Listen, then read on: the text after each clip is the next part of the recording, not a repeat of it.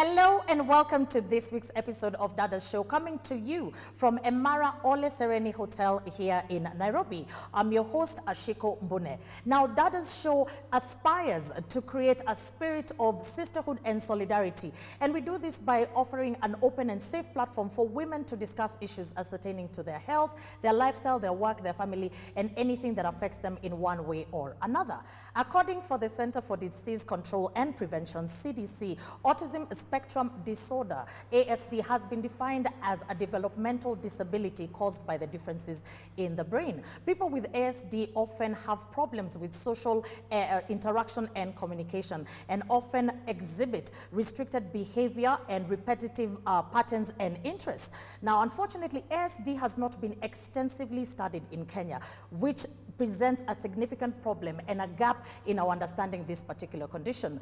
That said, there are teachers, parents, and caregivers who have taken it upon themselves to fill this gap by educating the public and, of course, demystifying some of the stereotypes that are out there. Today on Dadas Show, I am joined by said individuals who are filling in this gap and taking charge and to educate the public, to demystify the stereotypes. We will also get an opportunity to meet parents who will fill us in on how it is raising autistic children. As always, I welcome you at home to join this conversation and any that we have had before on all our social media platforms at KBC Channel 1. We also have a newly launched page at Dadas Show KBC on Facebook. We want to hear from you. We want to understand what you're going through and how Dadas Show can be able to help you voice your opinion better. Now, before we get into today's very, very intriguing conversation, let's take a look at the following feed. Autism spectrum disorder refers to a group of development disorders including a broad range of abilities or skills, symptoms, and levels of disability. Autism constitutes a diverse group of conditions related to development of the brain. This is a lifelong disability that affects how people perceive the world and interact with others. People with autism see, hear, and feel the world differently to other people. Autism is not an illness or disease. According to WHO, it is estimated that worldwide about 1 in 100 children has autism. WHO further states that available scientific evidence suggests that there are probably many factors that make a child more likely to have autism, including environmental and genetics factors. There are two primary categories of behavior, namely restricted or repetitive behaviors and social communication or interaction behaviors. While not everyone with autism will exhibit every one of these behaviors, the majority will. Restrictive or repetitive behaviors may include repeating certain behaviors, having overly focused interests such as with moving objects or parts of objects, having a lasting, intense interest in certain topics such as numbers, details, or facts. Social communication or interaction behaviors may include getting upset by a slight change in a routine or being placed in a new or overly stimulating setting, making little or inconsistent eye contact, repeating words or phrases that they hear, having facial expressions, movements, and gestures that do not match what is being said, among others. Autism spectrum disorder has only recently become recognized in Kenya. Before this, children on the spectrum were beaten, hidden away, or killed because it was believed that they were possessed by demons. In 1998, a study in the United States reported that starting treatment interventions for children early in life produced significant outcomes. The development, health, well-being, and quality of life of individuals with autism can be optimally enhanced by a wide range of interventions starting in early childhood and continuing throughout life. Early evidence-based psychosocial therapies can help autistic children communicate more successful and engage in social interactions. Welcome back. If you're just joining us, remember today's conversation is on understanding the autism spectrum disorder. And we are joined by individuals, like I mentioned earlier, who are standing in the gap, who are giving it their all to educate the public, to also sensitize the masses and to demystify some of the myths and stereotypes that are associated with this condition. So before further ado, let us meet our wonderful panel. And right next to me, I have Pauline Elizabeth. Thank you so much, Pauline, for joining us on Dadas Show today. And next to her, we have Madam Wangeshi Moshiri. Wangeshi, karibu sana Dadas Show. We also have Dr. Jane Moirure. Karibu sana daktari. And finally, in our audience, we have Dr. Onala John. Asante sana for joining us on Dadas Show today. We are looking forward to interacting with you. I cannot also fail to acknowledge my wonderful audience who take time each week, day in, day out, to come and sit with me as we discuss contentious issues that are affecting the women of Kenya and the children of Kenya, of course. So asanteni sana for you in studio with us and for you at home. Asanteni sana. So to start us off, I want to start off with you, Pauline. So just tell us a little bit about yourself and your interaction with autism spectrum disorder. My name is Pauline, and I'm an autism mom. And I have a son who's 10 years old. And I'm also the founder of Mali Therapy Center for Children with Autism, which houses a support group for moms and dads called Autism Moms Kenya. So I got the diagnosis for my son at 2 years, and that's how I came into this space. I really didn't know much about autism. Yes. Wow. Well, we are honored to have you here, away from your busy schedule, to share with us your wisdom and your experiences in a bid to create awareness. So I'll move on to you. Wangeshi, tell us a little bit about yourself as well and your interaction with ASD. Thank you so much, Ashiko. I'm really glad to be part of this conversation. My name is Wangeshi Moshiri, an autism mom. I'm a mother to a 17-year-old boy on the spectrum. And I'm really glad to be part of this conversation. Thank you so much. I'm looking forward to hearing conversations on how it's like, having, an autistic teenager. So karibu sana, Wangeshi. And then next to her, we have Daktari. Daktari, kindly introduce yourself and tell us a little bit about yourself. Thank you very much, Ashiko.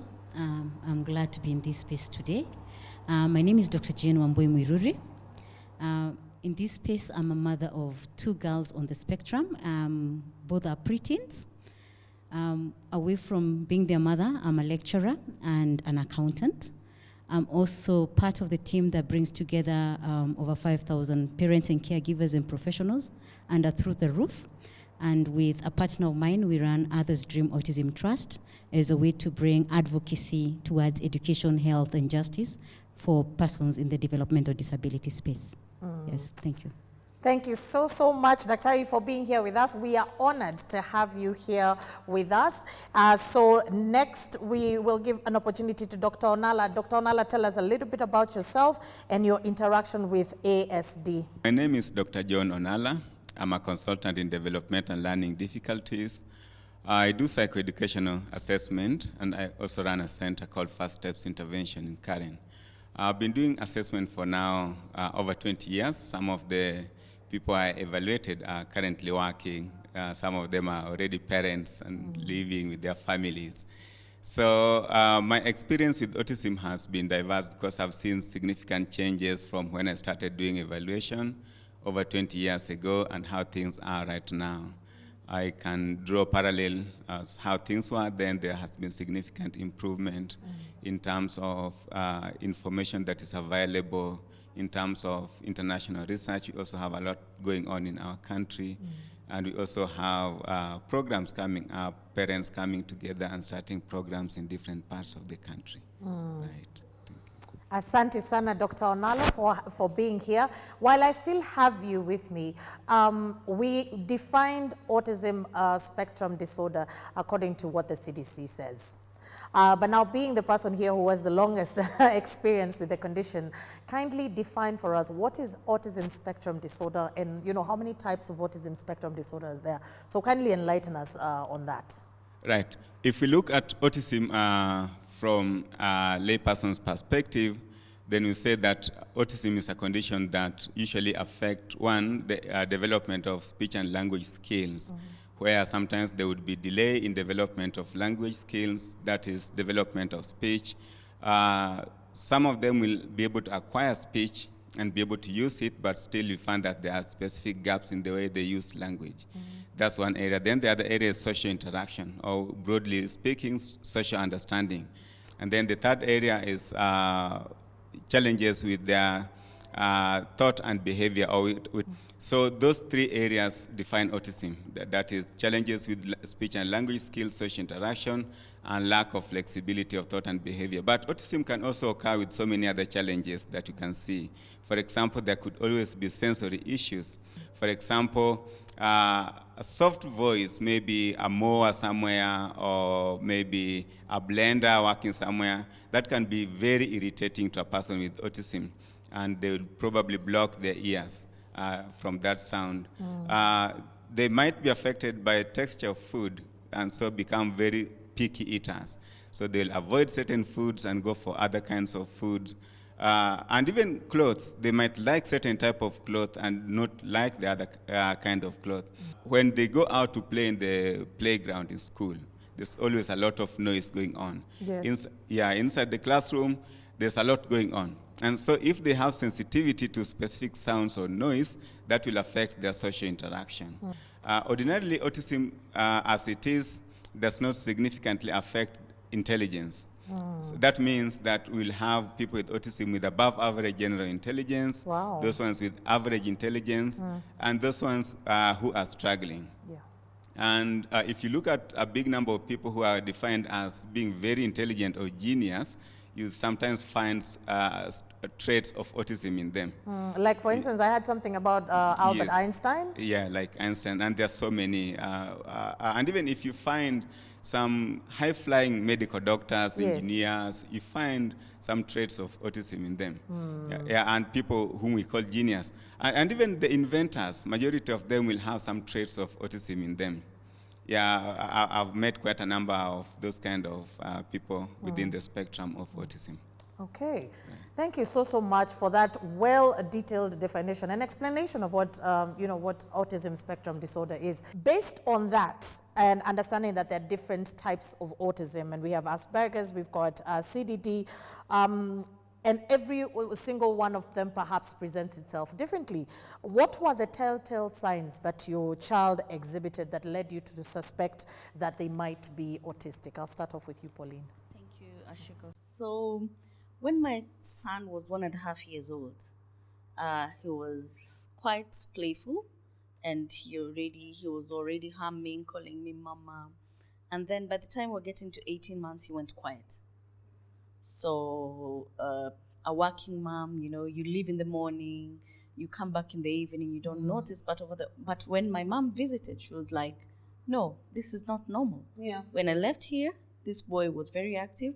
Now he's just he wants to, he had some he was behaving like a loner. Yeah. He would wake up in the morning and wake up and just go to the TV room and switch on the TV, pick his milk and drink. And you see, for other parents, for me, I felt like that is my son is independent. Yeah. He's brilliant. He Yeah. doesn't need so much support. Yeah. And then the speech was not developing. Language was not developing. And now he had gone quiet. So definitely, as a parent, what is the first step I did? Take him to school. I said, maybe it's because I'm not here, Yeah. and his siblings are in school, so he's at home alone. Maybe the nanny is just putting him alone. So I took him to school. And when I took him to school, that was now when I met an occupational therapist who was handling another child, and who told me, your son is a bit hyper, because he was running around. He could not sit in class like the other children, and he was holding his ears, and he was screaming at the slightest sound. He was screaming, and if he was not allowed to go out the whole day, he would just cry. Yeah. So when we saw this, I asked the lady, where do I go? Where do I start? Is it a challenge? Because for me, I thought it's just a small thing that, He'll outgrow. Yeah, he'll outgrow. He'll hang out with the other kids, And so I was directed to go to Gertrude's Children's Hospital, and they have a special unit. And that is when that's when we got the diagnosis. Yes. And we were told our son is on the spectrum, on the autism spectrum. It's a Wow. lifelong disorder. Yeah, so. Wow. Thank you so much. We'll touch on a little bit more. We'll come back to you in a little bit to just tell us how you've been navigating, raising an autistic child. What about you, Wangeshi? What was it like for you? What were the signs that led you to think, okay, there's something that's a little bit, amiss? Was it similar to Pauline's, or was yours, different? Thank you so much, Ashiko. Actually, I'm relating with Pauline's journey because it was almost similar. Yeah. I noticed speech delay. By age 2, there was no speech at all. It was just making sounds, funny sounds, and he would communicate by pointing whatever it is that he wanted. Then he would really keep to himself. You'd have him in a group of children, but he'd opt to play around them, but alone on his own. And then I also observed repetitive behavior. Like if he picked a bottle of water and a glass, he'd keep playing with it. He'd stay there for a long time and repeat that. He'd do that repetitively for so long. Then eye contact. He would not look you in the eye. And I suspected that was the reason probably he had an issue with speech. He would not concentrate on what you're saying. He would not look at you. We learn, when you're communicating, you have to have eye contact. Yes. And without that, then you're not able to communicate effectively. So those are some of the issues I observed. And he was also very hyper, extremely hyper. We had to move places from where we were living because it became extremely dangerous for him, and we had to look for a safer space to have him.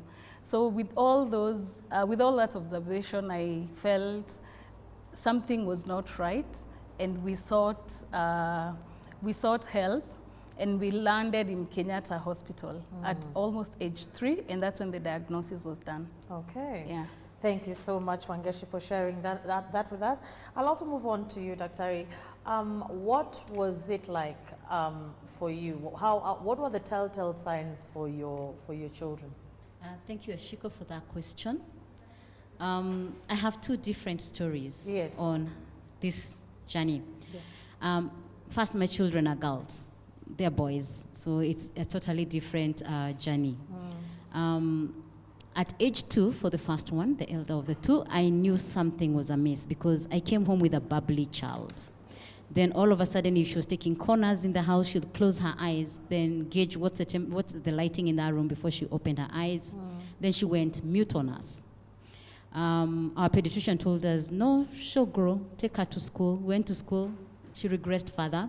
So a child who already had toileted and we were done, she was playing, the only person she would let near her was her sister.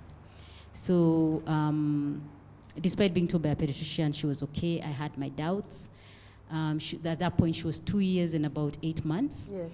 And this journey continued of finding out, the mother's gut instinct, something ain't adding up. And everybody I talked to would tell me, actually in the family, you're very loud, so let her be quiet. She'll get there. The father learned to speak later in life. Yeah. So I took her to school. Then we had to move counties. And then I got a 3rd baby. So my attention moved to the infant. To the infant, yes. And I kind of lost her in between. And then the next time I noticed, she was doing tiptoes. She was closing her eyes. She was banging walls. She was hiding in spaces. As in, if we were looking for her, she'd be under a bed, behind a curtain, inside a cabinet. She didn't want people. And I think it became a fight between me and the medical professions that this needs to make sense. Yeah. Then a friend came to visit and my sister has an autistic kid. It's a boy but behaves like your daughter. Yeah. And I was like, So the academic in me went into research. And I went into this dark rabbit hole. Alice in Wonderland doesn't have anything on this. And then I went on Facebook and I found Kenya Autism Alliance, and I raised the issue there, and 2 parents came forward to assist me. And they told me, now this being Kenya, start off at either Gertrude's or Aga Khan. Then Gertrude, I found there was a long queue and I wasn't gonna be patient. So I got myself into KNH. I was given the diagnosis now for both of them. So the first one had ASD. She had dyslexia, something called glass dyslexia, which we struggle with today. They were both, she also had ADHD. I also didn't know ADHD had levels. What? Yeah, so you're being told you have to go through a further assessment to know their functional level of ADHD. Yeah, you know, you're being thrown for one problem after the other. I can see them shaking their heads, so they must have had something similar.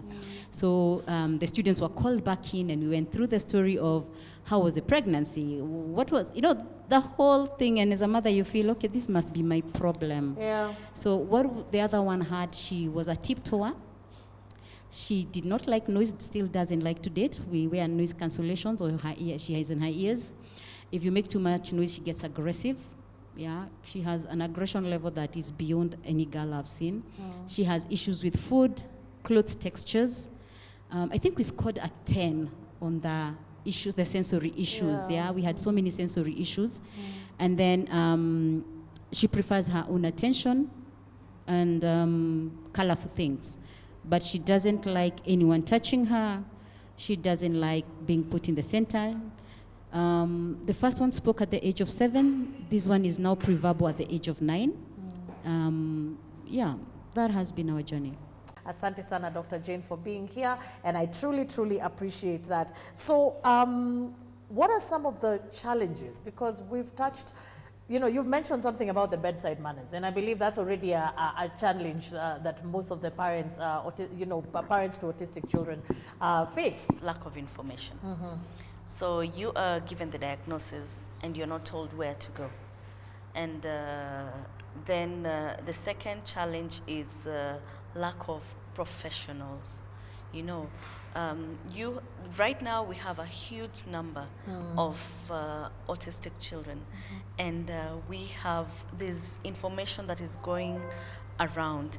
And but when you go back to the market, Yes. we don't have enough professionals, trained, certified professionals. What about you? What are some of the challenges that you have experienced being an autistic parent? Thank you, Ashiko. There's a lot of stigma that comes with raising an autistic child, where everybody, most people assume that something is wrong. It's not a condition. It's either a mapepo or there's something about your family. I remember when we got the diagnosis and nothing was changing. Of course, we expected this thing to go away. To disappear? Yes. Yes. And we started looking into family now. Sijui hamjaenda kwa nani, you've not paid what, you've not done what. Go say sorry to who? Yeah, go apologize to who. Then it shifted from that to, by that time, I'm burying myself in research. Yes. But everybody else feels this is not something you need to research about. It has everything to do with family. From family to church, take him where, take him to this church, this is something that can, this spiritual. I mean, it's really a struggle. And it's really, we really get stigmatized.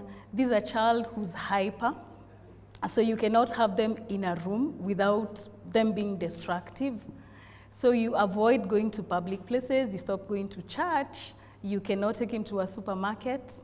People do not understand. Family starts avoiding you because you have a naughty child, you're not able to control your child, you know. It's really, it's a challenge, the stigma, but I thank God that with the awareness that's happening right now, at least people are getting to understand these children. Yeah. What about you, Dr. Jane? What are some of the challenges that you face? Because you have two.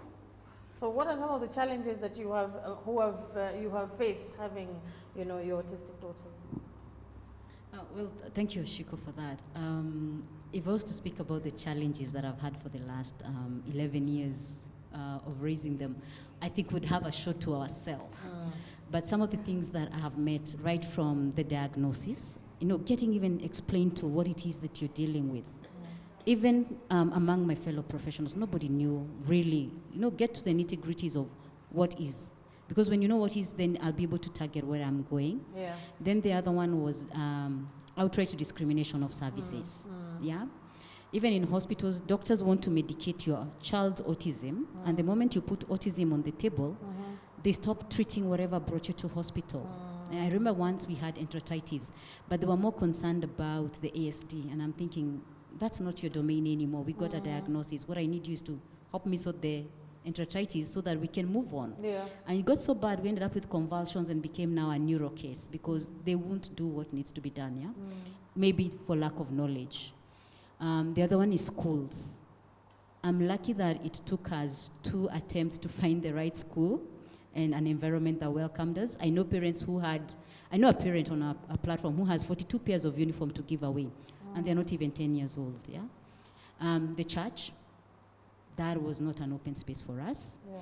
It's one of the biggest fights that we have of making sure the church is one place our children. I don't have a special society for my daughters. They're going to live in this society. They live in this society, So this society has to make room for them. Yeah. Then the other one is costs. The moment the word ASD is on anything, I don't know that my fellow parents here They have start this. seeing dollar signs. Not even dollar signs. We really don't want to deal with you. Yeah. And my biggest has been the insurance companies. Nobody wants you, unless your corporate has a good cover. The moment ASD is there, they don't want you there. So that has been an argument, yeah? And then people pretending to have what you want, simply to tick a government box, but not deliver the services. Yeah. So over time, you go on the defense, yeah? Something people don't talk about is the health of the parent Yeah. and the caregivers. It's exhausting, it's fatiguing. You know, you're permanently on alert, yeah? My psychologist said we all have PTSD and ours doesn't end, yeah? So it's present, not post. While everybody else is having post-traumatic stress, us guys are having present traumatic stress because it never ends, yeah? It can be a whole day of explaining. Yeah, And also people thinking that this worked with the first child, so automatically it should work with It's the going second to one. work with the second And then as one. mothers, keeping our careers Yeah. at the early stages when our kids are younger, that becomes a hardship. Nobody's going to give you the time to keep running out to attend to them, and even keeping nannies, it's hard. You know, so speaking of that, allow me to move on. We've talked about misconceptions, and you mentioned something about misconceptions. What are some of the misconceptions? And I want to Wangeshi to tell me about this. What are some of the misconceptions? Because you seemed like you in one of your challenges you were leaning more to the myths and the stereotypes and huyu amesema nini naenda utafuta nini. What are some of the misconceptions that you have had? You know, you can fill us in, and then even Dr. Onalo can tell us some of the misconceptions that he has had. What are some of them? Some of the misconceptions are trying to find being blamed for this. Like they're pointing at what brought this, what led to this. Actually, the other day during our webinar with Daktari, there was a question on television. I don't know where that has come from, that TV is causing autism. That's a misconception. And then there is that it's a disease, it's something that will go away. So people have come out giving different views on treatment plans, which are not working. I've seen people invest a lot of money trying to get stem cell or something in the name of the autism will go away. And this autism is not going away. Actually, the best we can do is manage, try to make the child as independent as possible, and then go with the flow. Oh, wow. Yeah. What about you, Pauline? What are some of the myths and misconceptions and stereotypes that you have had out here? The first misconception is that autism is for the rich. And because you can see how much therapy is. So, for example, my son needs at least 3 types of therapies: occupational, speech, and behavioral. It is not cheap. So they tell you there's no way that a child in the village can have autism. The other misconception is the children are spoiled. That's why they are climbing, they are screaming and breaking. You don't discipline your children. Another one is they're mad, you know. And definitely autism is not madness. You know, you sit somewhere and you're having a conversation and people are talking of a very different condition altogether, and they're not willing to listen, to give you an ear for you to just explain that this is autism, this is something totally different. Yeah, so also stigmatization in the homes, you know. that if autism is infectious, that if one child has it, you need to separate the other children. Don't put them together because, itawashikisha. I've seen that, and it's so surprising that people can be so, unfair, close-minded to think that is it. And we clearly, autism is not a disease. It is a developmental neurological disorder, And with early intervention, there's so much change that can take place.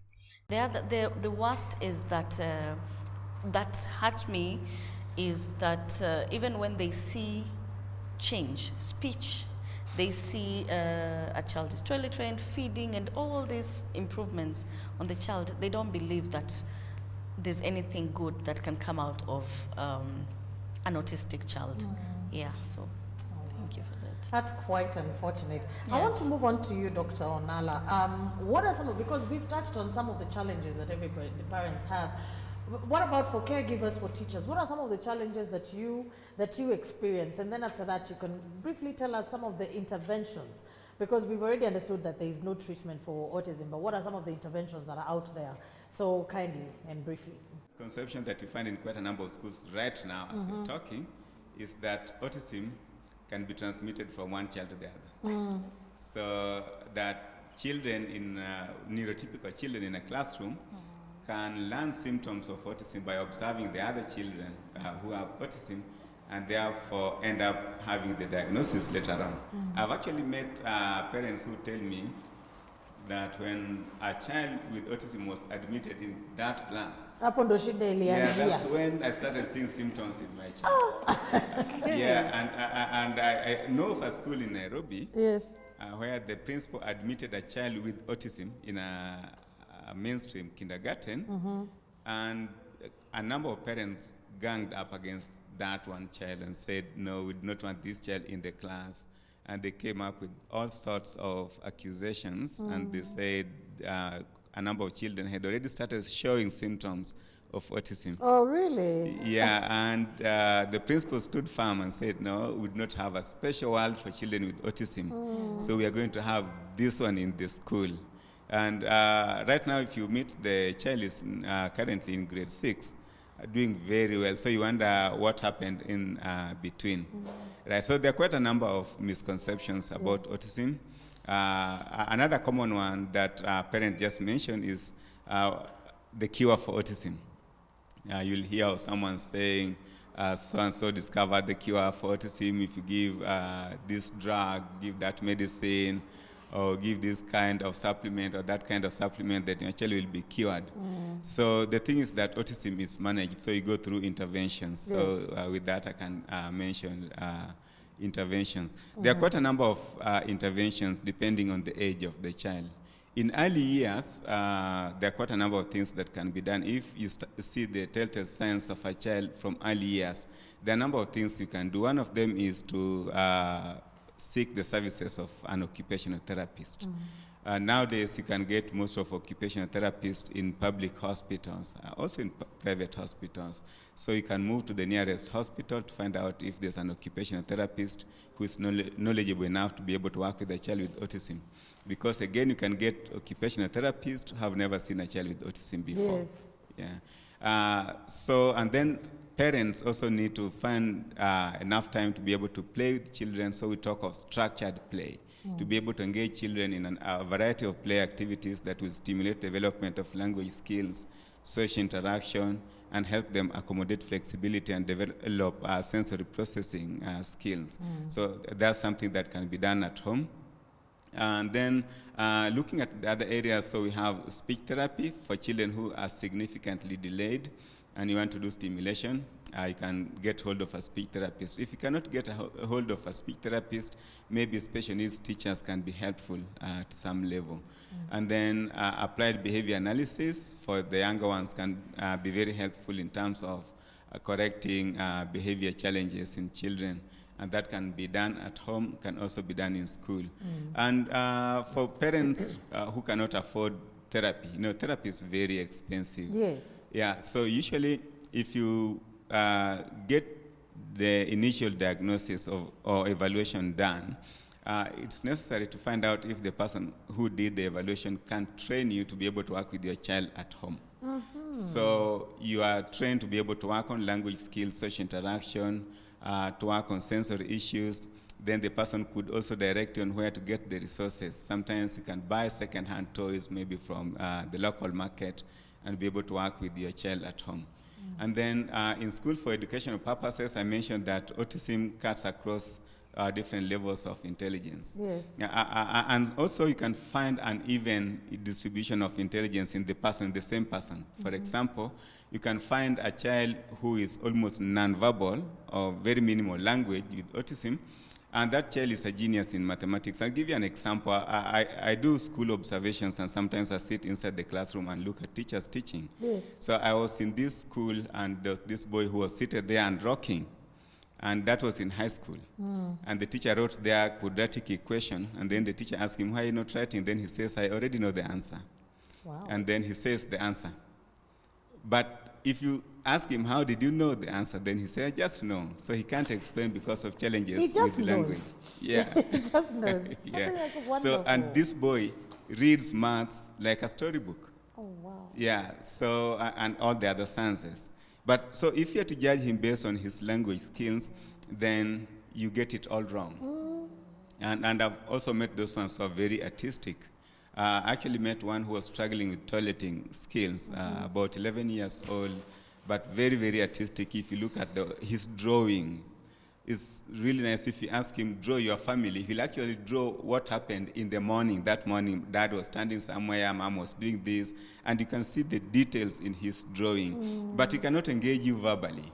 So you see, that child already has talent. So what we need to do in terms of intervention is also to focus on improving their life skills, like things like toileting, feeding, grooming, and the like, and then focus on specific areas of major strength. Yes. So there's no need for making sure that your child is doing well in math, English, history, geography, and everything. Yet this child is probably going to be an engineer. Why can't you spend more time on practical things that will help this child be able to make it in life, instead of focusing on all the areas of weaknesses? It's like forcing a blind person to see. To see. Yeah. Exactly. Yeah, so Wow. we need to think outside the box. Thank you so much, Dr. Onalo. That is so illuminating, because, and isn't that some of the reason why things like the CBC have come into place? Because it's important for us to acknowledge that every single person has different strengths. You know, whether we're talking about autistic children or everybody in general. So if we're looking at a situation where a child is a savant, we're looking at a child, there's a show, I believe it's called something like The Good Doctor. And I think that was part of my research when we were doing this show. And this, it could be, people could say it's fictional, but I am so happy that the world is getting to a level of actually embracing that there could be a possibility of a doctor, actually a surgeon, who is autistic. And I think the person who plays that role plays it so wonderfully. And so I'm very, very happy we are having this conversation, and definitely people like you are stepping in and helping out. So we are going to take a short break, and then we'll come back for the question and answer session. I hope you at home are learning something as much as we are. So don't go far away.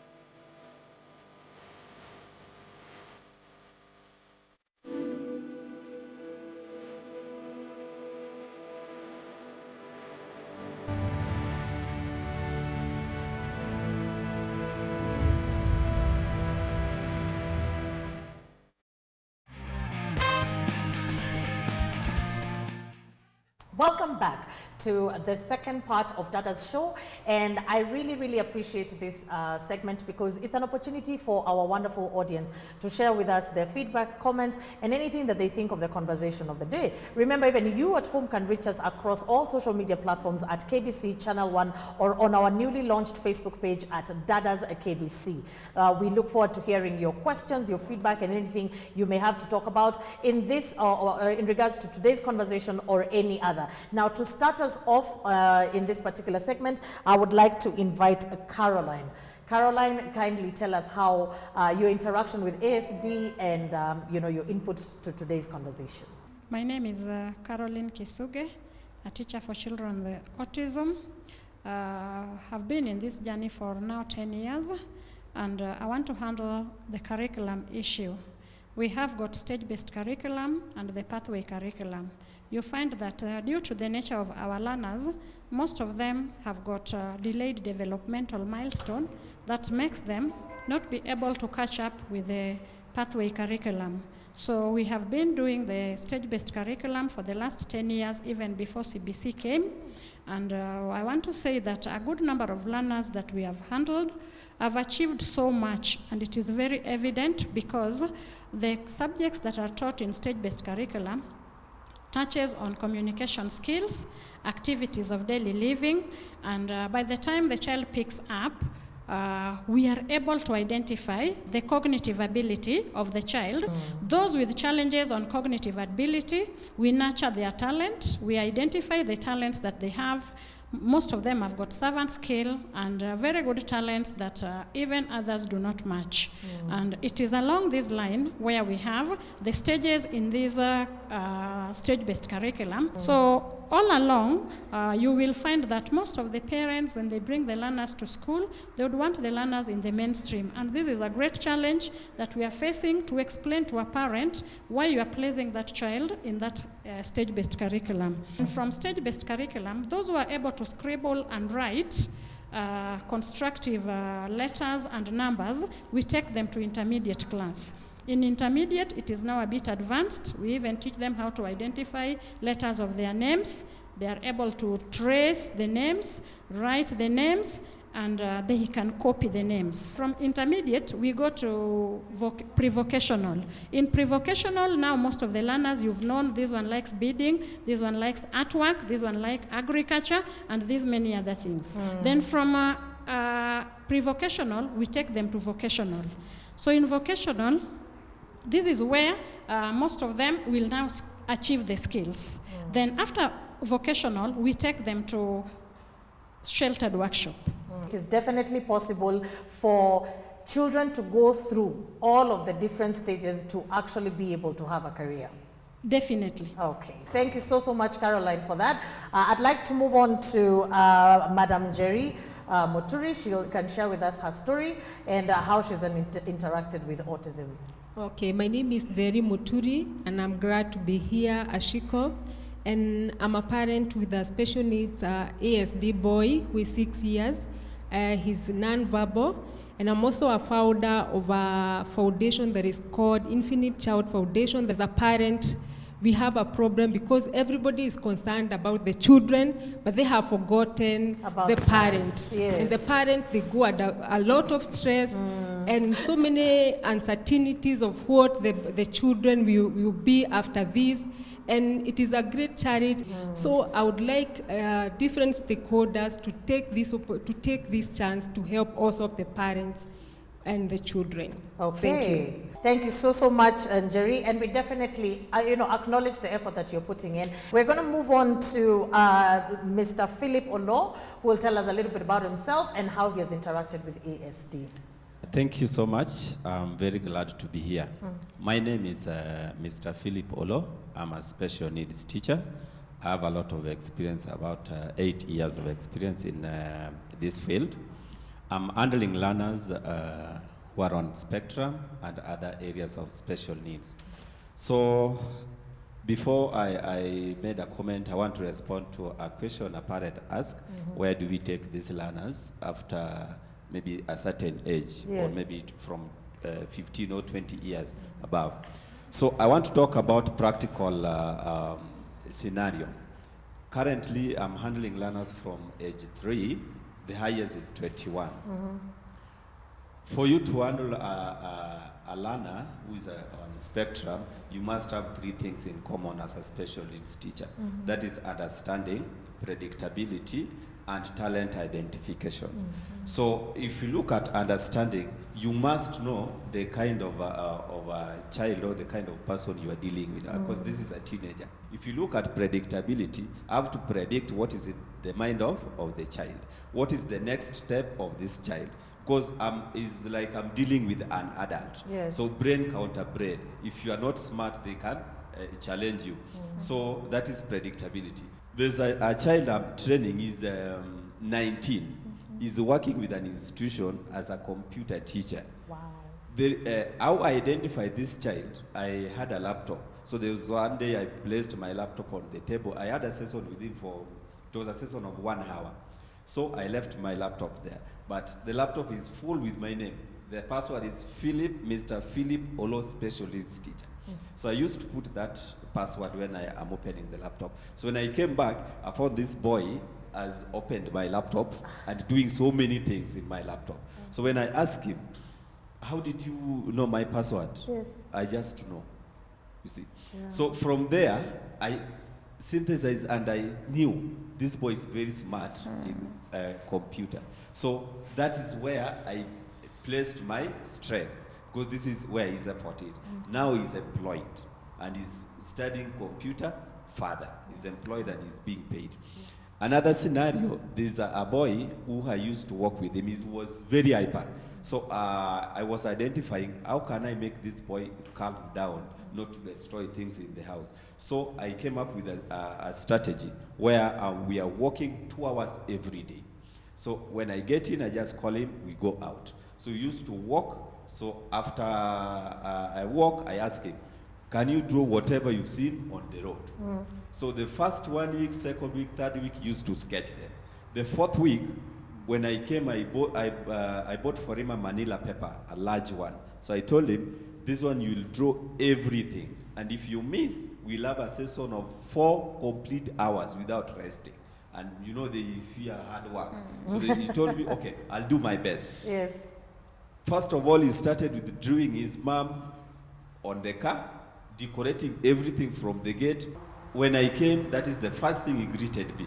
Look at your work. And it was like you can identify without someone asking you, this is the mom, this is the dad, this is the mom's car, because The attention to detail. yes, up to the number plate and everything. Yes. So I realized this boy is a designer. See? And now he's working online. He's designing the cartoons and everything for the company, a certain company, paying him, and he's in grade 8. He's being paid and he's going to school. Yes. So what we have to put more effort is identifying the talents. So after identifying the talents, give the basic ones. Does he know how to read, how to hold a pen, how to hold the drawing materials, or any other thing? Then after giving the basics, put your effort on the talent. The talent will make your child go further. I have around 4 of them who I know are being paid right now, and they're students and they are working. So those who are asking, where do we take them? You don't look at the special condition in this child. Look at the child as a human being. Wow. That is what we look into. Because you have a weakness, I also have a weakness. But there's somewhere I'm specialized in. I'm a special needs teacher. You cannot take me to be an accountant. If I were not special, I could do everything. Yes. But I'm a special on my own. So I'm doing special needs. This child also, we don't look at the spectrum, which is a condition. We look the at condition. what they are Yes. good at. Who is this? This is a human Who is being. this person? Yes. So thank you so much. I feel like the Mwalimu Philip deserves a round of applause for that one. Because I feel like there has been a change in mindset of what, because we're asking where do the kids go after this.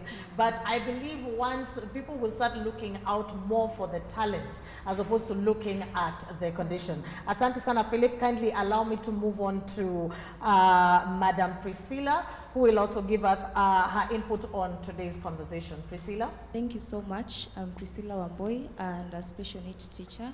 I teach in Eldoret as a shadow teacher in a regular school, and mine is to give an input on inclusivity of these learners in the regular schools. Yes. There's this aspect of social interaction. There is the way these learners miss out on the social interaction part. So taking them to the regular school is an important aspect, and as teachers, I just want to encourage teachers out there that it is important to advocate for these learners while they are in those schools, because they miss out a lot, and you will hear other teachers saying, huyu anakuanga hivyo. So it is important for us teachers out there, especially in regular schools, to embrace and to tell other teachers that there's autism and this is how these learners interact, this is how these learners learn, they go at their own pace, and yeah, thank you. Thank you so much, Priscilla. Priscilla, asante sana. I think the inclusivity is what we touched on even earlier. So we have come to the end of today's episode. I'm going to give my wonderful panelists an opportunity to give us a parting shot before we call it a day. So Pauline, I'll start off with you briefly. Yeah, so what I would like to say is to encourage parents to focus on early intervention, because especially mothers, when a child is very young, you know there's a challenge. You've heard what my fellow panelists have said, that from this point we started suspecting, we started seeing. I want to encourage parents that any time that you suspect there's a challenge, please handle it, please tackle it, because the earlier, the better. We have seen tremendous progress for the children who've started interventions from the age of 2, and there's so much progress. So I would like us to focus on early intervention because it makes integration easier. Wow. Thank you. Thank you so much. Pearls of wisdom there from Pauline. We'll move on to you, Wangeshi. Wangeshi, parting shot for today's conversation. Mine is to encourage parents, don't walk this journey alone. Please, there's so many support groups on social media. There's so many shows on this, like this particular one. Don't walk this journey alone. It's not easy. It's a journey of faith, resilience, and everything that comes with tears and laughter sometimes. So please don't walk this journey alone. Thank you. Thank you so much, Wageshi. And then finally, Dr. Jane, kindly give us your parting shot. Mine also goes to the parents. See your child first. Don't see autism. Encourage them to do what they are able to do, and when they get frustrated, sit down with them and get them out of whatever jam they are in. At the end of it all, they are first and foremost children who grow up to be awesome adults. Yes. That will be my parting shot for this show. Wow. I like that. At the end of it all, the children who are going to grow up to be awesome adults. I believe that's the best way for us to actually end this very insightful, engaging episode of Dadas Show. So as always, let's keep this conversation going on all our social media platforms at KBC Channel 1. Let us know what you thought of this conversation. Are you an autistic parent? Are you a caregiver? Are you a teacher? You know, how can we be of assistance? There's so much information that was shared today. Would you like to hear more about this? Just let us know on all our social media pages, as well as KBC Channel 1, Dadas Channel 1 on Facebook. So, of course, on behalf of the production team at KBC, our location partner, Emara Ole Sereni Hotel here on Mombasa Road, myself, Ashiko Mbune, I wish you all a lovely weekend and a fantastic week ahead, and I'll catch you all next time, same place, same time on Dadas Show. For now, goodbye.